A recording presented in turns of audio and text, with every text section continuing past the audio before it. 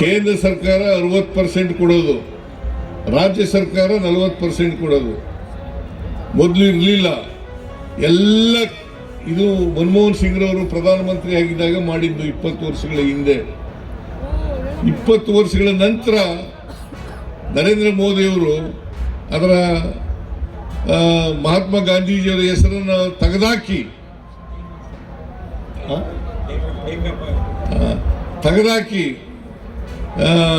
ಈಗ GVBG ರಾಮ್ಜಿ ಕಾಯ್ದೆಯನ್ನು ಮಾಡಿದ್ದಾರೆ.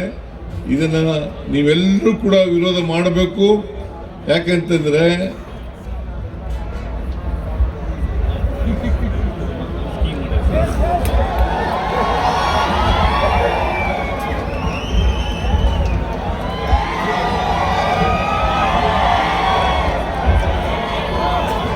ಇದನ್ನ ವಿರೋಧ ಮಾಡಬೇಕು ಅಂತೇಳಿ ನಿಮ್ಮೆಲ್ಲರೂ ಮನವಿ ಮಾಡಿ ನಿಮಗೆಲ್ಲ ನಮಸ್ಕಾರ ಮಾಡಿ ನನ್ನ ಮಾತುಗಳನ್ನು ಮುಗಿಸ್ತೇನೆ. ಜೈ ಹಿಂದ್, ಜೈ ಕರ್ನಾಟಕ.